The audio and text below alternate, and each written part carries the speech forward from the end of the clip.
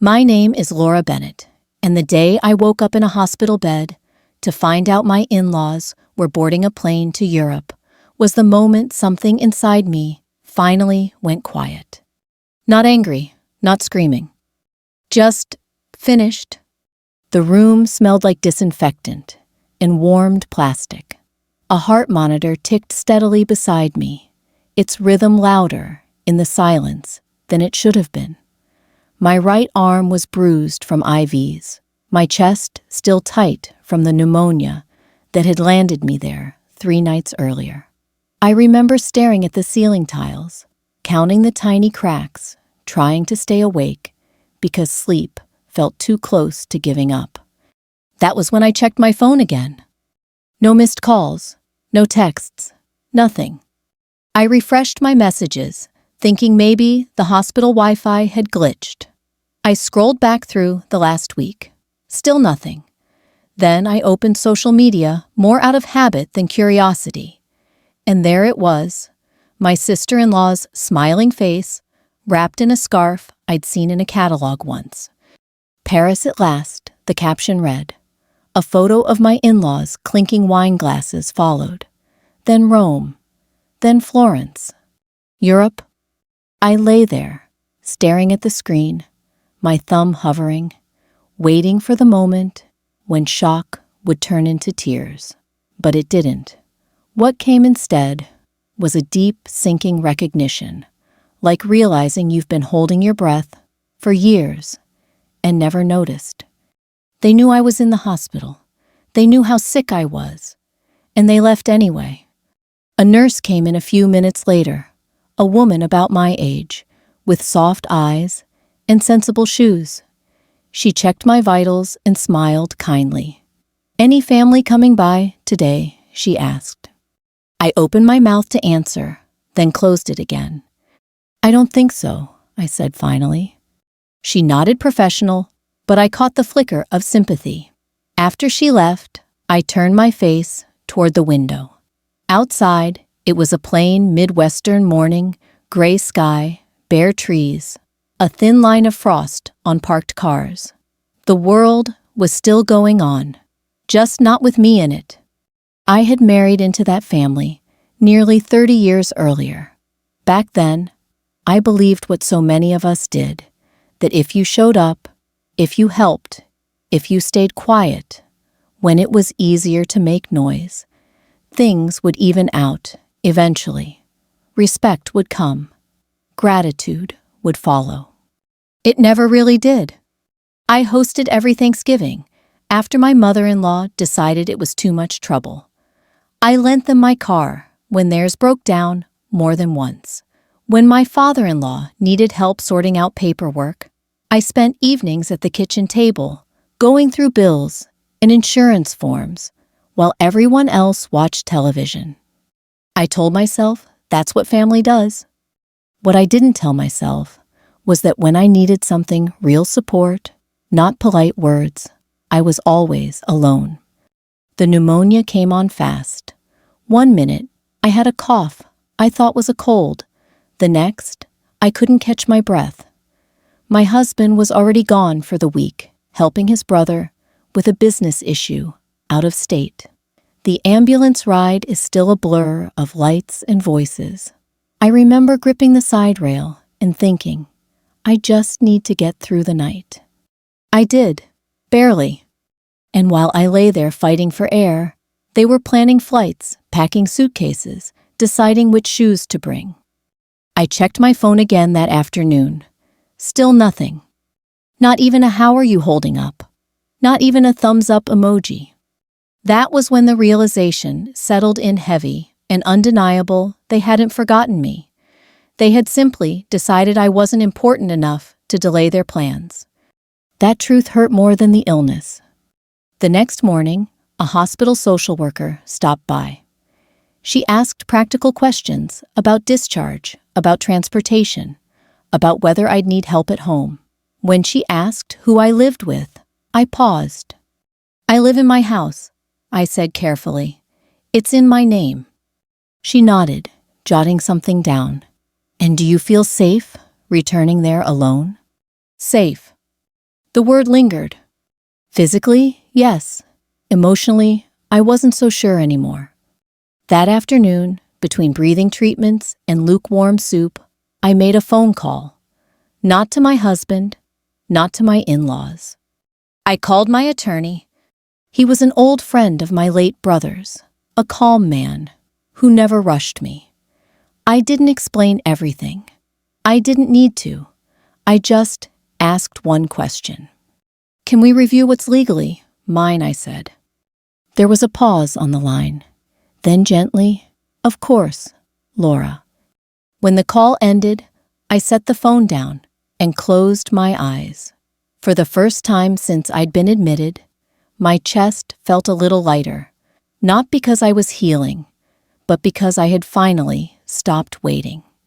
That night, as the hospital quieted and the lights dimmed, I thought about all the times I'd swallowed disappointment for the sake of peace, all the times I'd told myself, this is just how families are. Lying there alone, I understood something I wish I'd learned sooner. Silence isn't always neglect. Sometimes it's a message. And theirs had come through, loud and clear. The days after that phone call passed slowly, marked by the soft shuffle of nurses' shoes and the quiet beeping of machines. My breathing improved enough that they moved me out of intensive care and into a regular room. It should have felt like progress. In a way, it did. But emotionally, I was still stuck in that moment when I realized how disposable I had been. From my hospital bed, I had plenty of time to think about the family I married into. When I first met my husband's parents, they were polite, reserved, Midwestern people. Church on Sundays, dinner at 6, compliments that sounded warm but never quite reached your eyes. I mistook that distance for dignity. I told myself they'd open up with time. Instead, they opened their expectations. They expected me to host. They expected me to accommodate. They expected me to be flexible, understanding, grateful. When my husband's sister went through her divorce, I gave her my spare bedroom for 6 months. When my father-in-law had surgery years ago, I drove him to follow-up appointments because my mother-in-law didn't like traffic. When holidays rolled around, it was assumed they'd be at my table eating food. I cooked, complaining gently about seasoning. They were never cruel. That would have been easier. They were simply entitled. Over the years, little comments added up. You're so lucky to have a house like this. Must be nice not to worry about money. You don't really need the car every day, do you? They knew the house was in my name. I'd bought it before my marriage, after my first husband passed away. They knew the car was mine too. Paid off, reliable, nothing fancy. But familiarity bred assumption. An assumption bred ownership, at least in their minds. I let it happen because I thought keeping the peace mattered more than drawing lines. Lying in that hospital bed, I wondered how many women my age had done the same thing. How many of us had spent decades smoothing things over, convincing ourselves that discomfort was just part of family life. A nurse came in late one afternoon with my discharge paperwork. Looks like you'll be able to go home in a couple of days, she said. Do you have someone to stay with you? I shook my head. I'll manage. She hesitated. You're sure? I've always managed, I said, and realized how tired I sounded. That evening, my husband finally called. His voice was careful, tentative, like he was stepping onto thin ice. He asked how I was feeling. He said Europe had been planned months in advance. He said he hadn't realized how serious things were. I listened quietly, letting him finish. You could have called, I said, when he paused. Another silence. I know he admitted. I should have. He didn't apologize for leaving. Not really.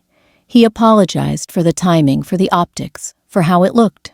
I told him I needed rest, and ended the call before either of us could say something worse. Afterward, I stared at the wall for a long time, replaying that conversation in my head. There it was, again, the careful avoidance of responsibility. The way my needs always landed last. The next morning, my attorney came by in person. He brought a slim folder and an expression that told me everything before he even sat down. "Your house is solely yours," he said. "Always has been. Same with the car. No liens.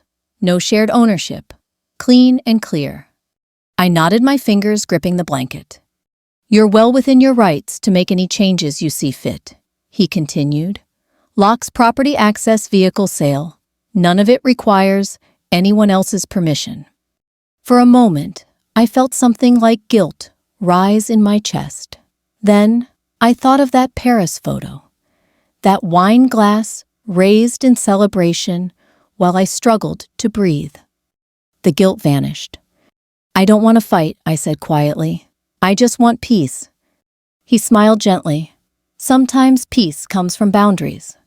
After he left, I called a locksmith, then a dealership. I spoke calmly, clearly, like someone placing routine orders, because that's what it was. Routine, necessary. No drama, no announcements, just decisions. When the nurse returned later, she asked if everything was okay. I smiled for the first time in days. "I think it will be," I said. That night, as I drifted into sleep, I didn't imagine confrontation or revenge. I imagined a small, quiet place where I could heal without being needed by anyone but myself. For the first time in a long while, that felt possible. I was discharged on a Thursday morning just after sunrise. The nurse wheeled me down the hallway while the hospital slowly woke up around us, phones ringing, carts rolling, the smell of coffee drifting from somewhere near the nurses' station. I clutched a small bag of prescriptions and paperwork, feeling lighter physically, but steadier in a way I hadn't felt in years. I didn't go back to the house. Instead, a quiet rideshare driver took me to a modest, extended-stay apartment on the edge of town. It wasn't fancy beige walls, clean carpet, a small kitchenette, but it was quiet. No expectations hung in the air. No one assumed I would cook, host, or explain myself. That afternoon, I sat at the little table by the window and opened my laptop. My hands trembled slightly, not from fear, but from the weight of finally acting. I pulled up the notes my attorney had left me and began making calls. The locksmith was first. I gave him the address, confirmed my identity, and scheduled the change for the next morning. He didn't ask questions. He didn't need to. When we hung up, I stared at the phone for a moment, surprised by how calm I felt. Next was the dealership.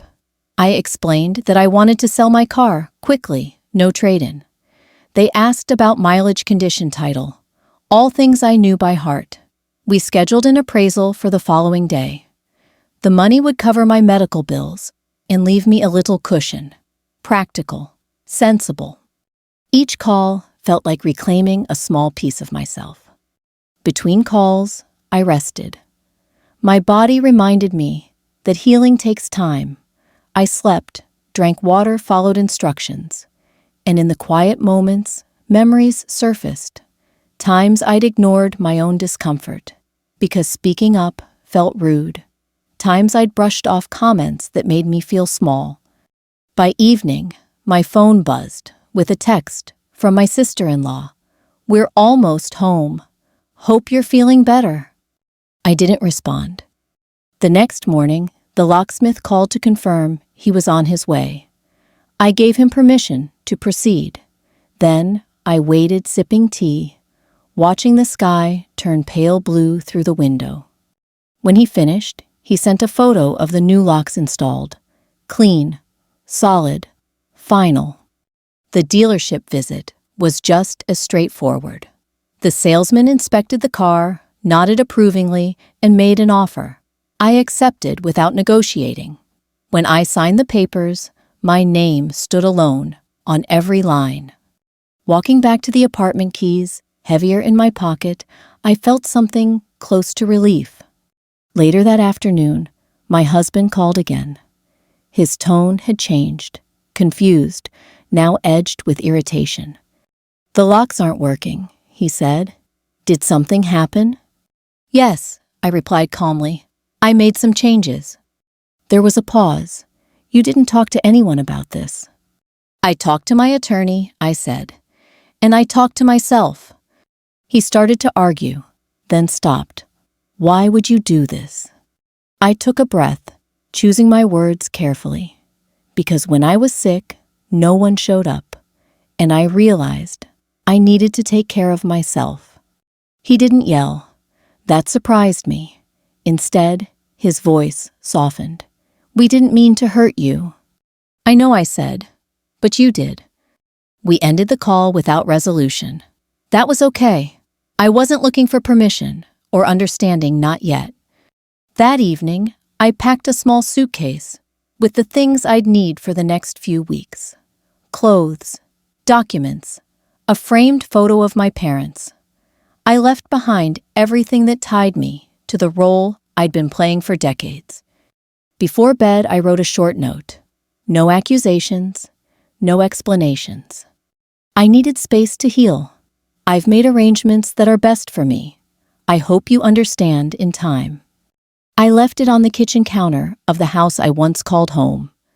As I turned off the light in the apartment and lay down, I didn't feel victorious. I felt resolved. For the first time, my choices were guided by clarity, not obligation. And that, I realized, was the beginning of something new. The first morning, I woke up in that little apartment. Sunlight spilled across the carpet in a way that felt unfamiliar and gentle. No one was knocking on the door. No one was asking what was for dinner or where their paperwork was. The quiet wasn't lonely. It was spacious. I made myself oatmeal and ate it slowly, sitting by the window. Outside, a woman walked her dog. A delivery truck passed. Ordinary life, the kind I hadn't allowed myself to live for years because I was always busy maintaining everyone else's comfort. By mid-morning, the calls began. My mother-in-law left a voicemail first. Her voice was tight, confused, layered with disbelief. She said there must have been a mistake with the locks. She asked if I was feeling overly emotional because of the illness. She ended by reminding me that family doesn't make decisions alone. I deleted the message. Then my father-in-law called. He didn't leave a voicemail. That was his way, waiting to speak directly, to apply pressure with a sigh or a pause. I didn't pick up. An hour later, my sister-in-law texted, "Can we talk? Everyone's upset." I read it once. Then I set the phone face down and went for a walk. The park was only a few blocks away. The path circled a small pond, geese gathered at the edges, loud and unapologetic. I walked, slowly careful, with my lungs breathing in the cold air. With every step, I felt a strange mix of grief and relief. Grief for the years I'd spent shrinking myself. Relief that I didn't have to do it anymore. When I returned to the apartment, I sat down and opened my laptop. I began the practical work of untangling my life-changing mailing addresses, updating accounts, canceling automatic payments I'd quietly covered for others. Each task was small, almost boring, but together they formed a boundary that felt solid and necessary. That afternoon, I received an email from my husband. It was longer than the calls, carefully worded, full of phrases like miscommunication. "And we can work this out." He said he loved me. He said he didn't recognize this side of me. I stared at the screen for a long time before replying. "I didn't recognize myself either," I wrote. Not until I got sick and realized how alone I was. I didn't send it right away. I read it twice. Then I hit send. In the days that followed, I settled into a rhythm. Mornings were for rest and medication. Afternoons for paperwork and walks. Evenings for quiet television or reading. No one interrupted. No one asked for favors. The absence of constant expectation felt like oxygen. The car sale finalized on Monday. The funds landed in my account by Tuesday. I paid the hospital bills in full and set aside the rest. For the first time in years, my finances reflected my reality, not everyone else's needs. Midweek, my husband asked to meet. We chose a small diner halfway between the apartment and the house. Neutral ground. I arrived early and sat in a booth near the window. When he walked in, he looked older, tired, unsteady. We talked calmly. I told him I wasn't trying to punish anyone. I told him I needed time, real time, to heal, to think, to breathe, without being responsible for everyone else's comfort. He listened more than he spoke. That was new. I should have gone to the hospital, he said quietly. I didn't want to deal with them. I nodded. I've been dealing with them for a long time. There were no raised voices, no dramatic gestures, just a recognition of truth that had been ignored for too long. When we stood to leave, he asked if I was coming home. I don't know yet, I said honestly. That night, I slept deeply. The kind of sleep that comes when your mind isn't bracing for the next demand. By the end of the week, the house stood empty. The locks were changed. The driveway bare. My notes still sat on the counter, untouched. I imagined them walking through the rooms, realizing how much of their daily life had rested on my quiet contributions. I didn't take pleasure in that image, but I didn't feel guilty either. Walking away without a scene was the point. No shouting, no ultimatums, just the clear message that my time, my health, and my dignity mattered. As I turned off the lamp and lay in bed, I understood something important. Revenge doesn't always come with fireworks. Sometimes it comes as peace and the refusal to return to a place that never truly held you. They came back on a Sunday afternoon. I know because my phone began to vibrate across the kitchen counter at exactly 3:12 p.m. I was in the middle of folding laundry in the apartment. The windows open just enough to let in the sound of traffic and a distant siren. Ordinary sounds. Real life. The first call was my sister-in-law. I let it ring. The second was my mother-in-law. I watched the screen light up her name, flashing insistently, as if proximity alone could force me to answer. The third was my husband. I took a slow breath and picked up. "We're at the house," he said. His voice was tight, confused, in a way I hadn't heard before. "The locks are different. The car's gone." "Yes," I replied evenly. "I know." There was movement on his end, muffled voices, footsteps, someone asking questions all at once. I imagined them standing on the porch, with their luggage jet-lagged and irritated, realizing for the first time that something fundamental had shifted. "What is going on?" my mother-in-law demanded in the background. "This is ridiculous." I closed my eyes for a moment, steadying myself. "I'm not discussing this over the phone," I said. "You're all safe. You can find a hotel. We'll talk later." "A hotel," my father-in-law barked. "This is our home." "No," I said quietly. "It's my house." The line went silent. That was when the messages started. Angry texts, confused texts, accusations wrapped in concern. "How could you do this to family? You're being dramatic. We didn't think it was that serious." I didn't respond. Instead, I sat down at the table and poured myself a glass of water. My hands were steady. My heart, surprisingly, was calm. Later that evening, my husband came to the apartment alone. I let him in, noticing how uncertain he looked, like a guest who didn't know the rules anymore. "They're staying at a hotel," he said. "They're furious." I expected that, I replied. He rubbed his face and sat down heavily. "They don't understand." "I know," I said. "They never tried to." For a long moment, neither of us spoke. Then he asked the question I'd been waiting for. "Is this really over?" I considered it carefully. "What was happening before was already over," I said. "We were just pretending it wasn't." The next few days were a blur of attempted meetings and messages. My in-laws wanted explanations. They wanted timelines. They wanted reassurance that things would return to normal. Normal, I realized, had always meant me bending. I agreed to meet them once in a lawyer's conference room.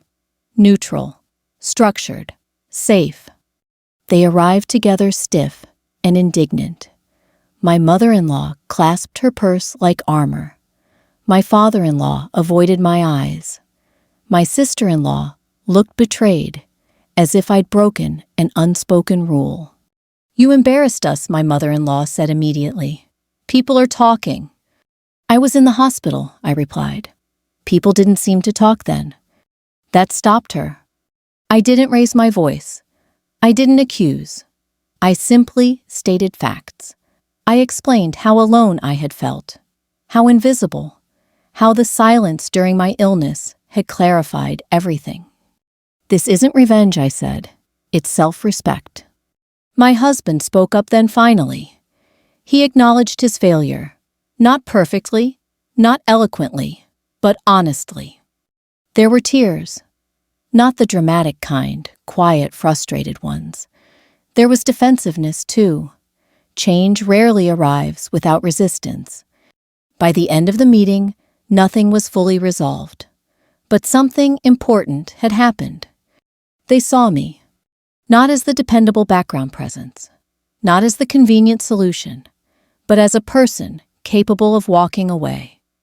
That night, back in the apartment, I sat by the window and watched the lights flicker on across the parking lot.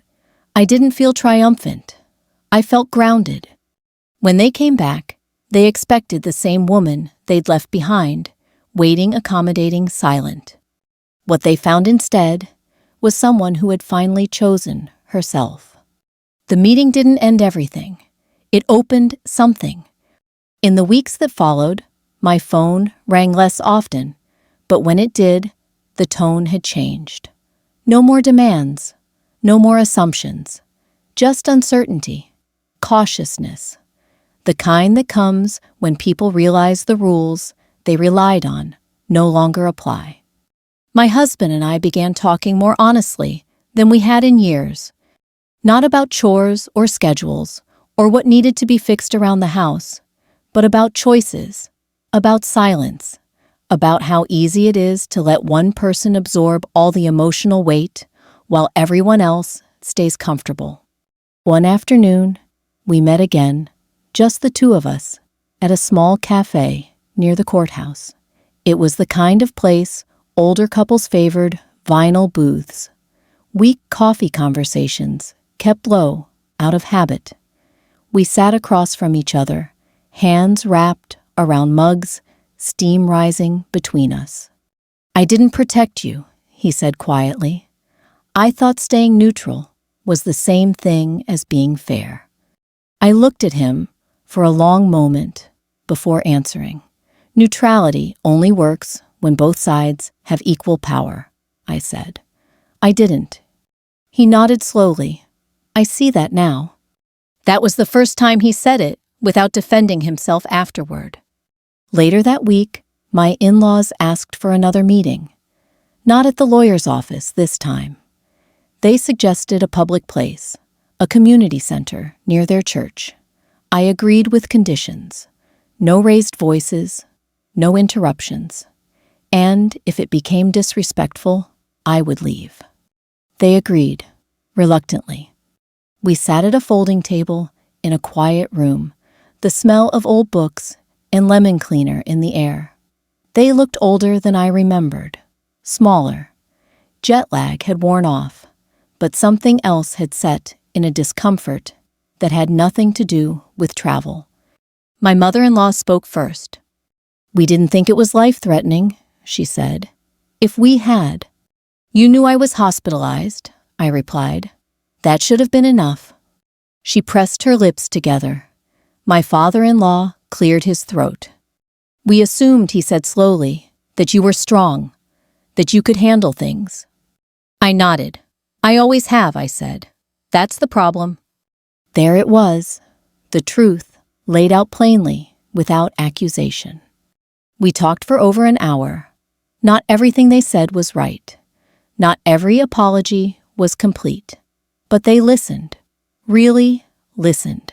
And when they ran out of explanations, silence filled the room, again this time, uncomfortable for them, not me. At the end, my mother-in-law reached across the table, hesitated, then withdrew her hand. "We took you for granted," she said. "I see that now." It wasn't perfect, but it was real. After that day, things changed in small, measurable ways. They asked, before assuming. They didn't comment on my choices. They stopped referring to my house as ours. Respect replaced familiarity. Reconciliation didn't mean returning to the way things were. It meant building something new carefully, with limits. My husband and I began counseling. Not because I wanted to fix him, but because I wanted clarity. Whether we stayed together or not, I needed to know I wouldn't disappear inside someone else's expectations again. Months later, my health fully returned. My strength did too. I moved out of the apartment into a smaller home of my own, choosing one that fit my life, now not the role I used to play. Sometimes I think back to that hospital room, the quiet, the unanswered phone. I understand now that illness didn't break my family. It revealed it. And it revealed me too what I was willing to accept and what I was no longer willing to carry. The last time I drove past the old house, the trees along the street were turning gold. Autumn always did that. In this part of the country, arrived quietly, changed everything without asking permission. I didn't slow down. That house belonged to a chapter of my life that had already taught me what it needed to teach. I live somewhere else now. A smaller place closer to the park, with a front porch just big enough for one chair and a small table. In the mornings, I sit there with my coffee and listen to the neighborhood wake up. No one expects anything from me, except that I show up for myself. My husband and I did not rush reconciliation. We took our time. We learned new rules, spoken ones this time. He learned that silence, when it protects comfort at someone else's expense, is not kindness. I learned that love without boundaries is not love at all. We are still together, but not in the way we once were. There is more honesty now, less pretending, and a clear understanding that my well-being is not optional. As for my in-laws, we speak occasionally. Holidays are shorter. Conversations are careful, but respectful. They no longer treat my things as shared property, or my time as guaranteed. They learned slowly that access to someone's life is a privilege, not an entitlement. I don't tell this story to shame anyone. I tell it because too many women my age believe endurance is the same as dignity. We are taught to be grateful, flexible, accommodating, especially when it comes to family. We are told that making waves is worse than being overlooked. But here is what I learned the hard way. If people can abandon you at your most vulnerable, they do not get unlimited access to your strength. Illness took my breath. Silence took my illusions. But boundaries gave me my life back. If you're listening to this, and you recognize yourself in my story, if you've been the one who always shows up, always smooths things over, always waits, I want you to know this.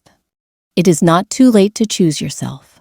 It is not selfish to protect your health, your home, your peace, and sometimes walking away quietly is the strongest statement you will ever make. If this story spoke to you, take a moment to reflect on where you might need clearer boundaries in your own life. Share this story with someone who needs the reminder. And if you'd like to hear more stories, like mine stories, about strength, dignity, and quiet justice, consider subscribing. You are not alone.